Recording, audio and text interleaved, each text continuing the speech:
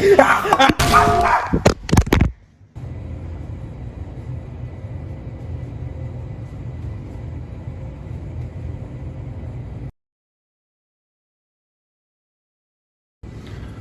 it's the third time this week.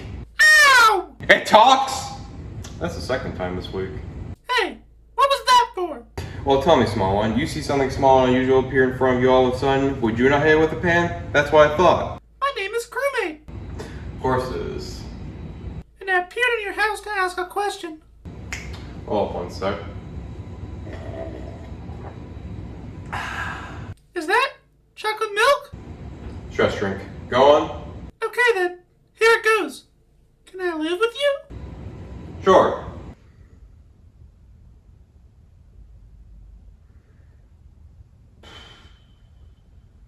So, what do you do around here? Oh, you know, talk about movies, talk about games, stare at the ceiling as I slowly slip into madness. Right. Like what games?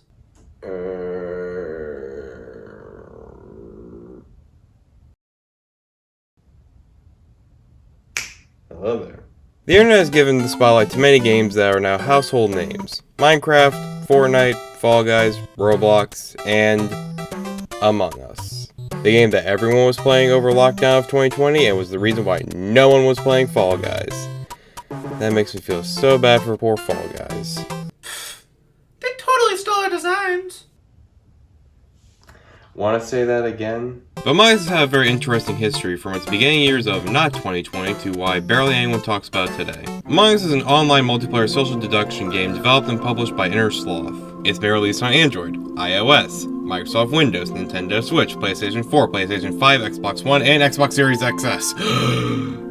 And has a VR version. Why can't Donkey Kong be played on this many things? Among Us was inspired by live party game Mafia and John Carpenter's The Thing. The concept was originally given by co-founder of Innersloth Marcus Bromander, who played Mafia since he was a kid. The game went from a concept of players in a house to a space-themed setting with tasks. Development started in November 2017 when it initially started as a mobile-only game with only one map called The Skeld. There were challenges during playtesting that led to adjustments like removing crisis scenarios and allowing imposters to perform tasks. It had a quiet start when it was released on June 15th, 2018 on Android and iOS. The game gained traction through updates, adding online multiplayer and new content. The addition of maps like Mirror HQ, Pulse, and the Airship helped expand the gameplay. Despite initial struggles, regular updates and community support led to a significant player base growth.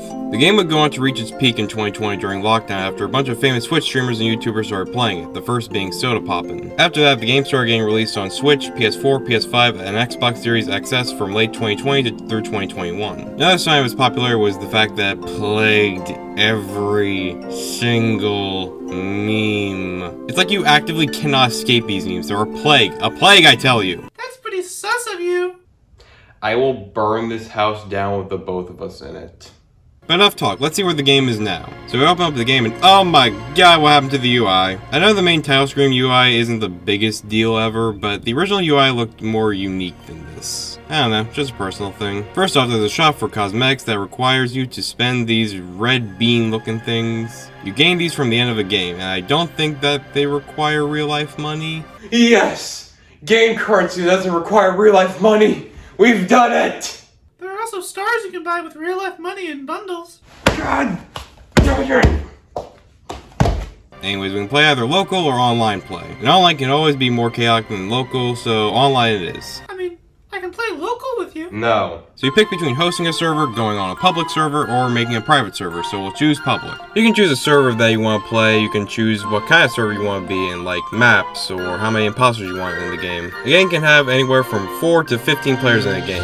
So you get into a game, wait for at least 4 people to join before the host of the server can start the game. Then the game tells you beforehand whether you get crewmate or imposter, and then gives you a role like scientist or engineering or just a regular crewmate. And then the game starts. We're in the Skeld because it's my personal favorite map. You just can't go wrong with the OGs. The first Toy Story movie, the first Godzilla movie, the first US president. Your goal is to complete all the tasks that are assigned to you, which are just little mini games. Some of them can be fun, like this matching up different color wires one and the weapons one, and that's about it. The rest of them are really lame and boring. The admin card swipe one is incredibly inconsistent on whether you swipe correctly or not. One's like the med bay scan, and downloading one you just do nothing. fun. The garbage chute and divert power are literally pressing one button or moving the analog stick like most of these games. How about for the next task, we have the player microwave a can of soup. They are short, but they are so brain-dead simple that it's impossible to remember half the tasks you do. The real challenge comes from wherever you find a dead body. Then you can report and talk with your peers to find out who is the killer, or, as this game wants to call them, the imposter. God, just saying that makes me want to get baptized again. And of course, the Switch version of this game's chat function has the most safe, one-word answers for chat like this is Mario Kart 8 Deluxe Online. Can we do this for Minecraft? I guarantee you everyone would love that. Anyway, people who play Among Us use less reasoning to discover who the imposter is than the Scooby Gang used to find out the villain of the week. I mean, there can be a chance that someone will use actual logic to determine the killer. There can also be the chance that you win the lottery. Keyword, chance. Most of the time, one person will just say, insert color or player name here, what's sus? And then everyone just jumps on them, even if they've done nothing wrong. This game is made so much more miserable when you have absolutely no way to defend yourself, and your experience of fun is going to be heavily dependent on the people you play with. It also doesn't help when you put yourself in a server of 8-year-olds who I'm convinced just learned what swearing was. It can't be that bad. And there's the racist word. And the worst people in this game are the ones who don't vote throughout the entire voting section, which is just painful to get through. I get it if you're AFK, but if I have to wait 2 minutes for you to vote at the very last second, I'm gonna be livid. And finally, if you get killed by the imposter, you can still do your tasks even in death. How ghosts can get scanned in the medbay, I have no idea. On the other hand, you can play as the imposter. You can sabotage stuff like turning off the lights and turning off oxygen, and of course, secretly taking out your crewmates and trying not to get caught. You can obviously tell that I'm a great imposter by my ability to never get any kills and still somehow always get caught. Gardner, how can I, a traitor of the United States, be convicted if I didn't kill anyone? Guilt by association.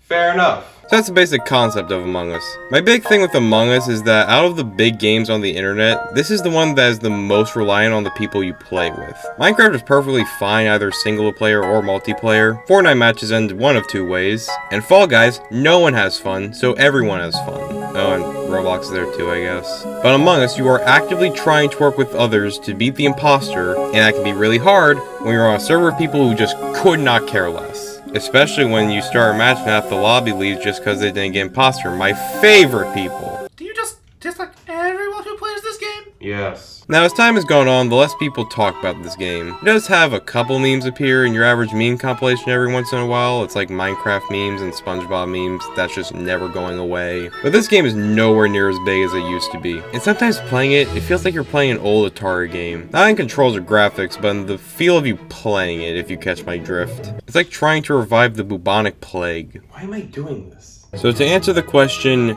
is Among Us dead? I've already answered the popularity side of the question, but what about the actual game? And my honest answer is no. Even though they've added stuff like new roles, a new map, and all that stuff, it still feels like the game we all played back in 2020. It still has the same goals, it still has the same mid and simple tasks for us to complete, it still has those types of players that annoy us to no end, it still has that feeling of anger when you get voted out even when the only evidence someone has is sus. You know, maybe this game wasn't as fun even back in its peak. So as a game, no, I would not say Among Us is dead. It's just not as big as it used to be. It's like a 60-year-old dad thing back on his youthful days as the high school quarterback. So let's make something to celebrate Among Us's not being popular anymore. F. Yeah! 5 minutes later. I hate it.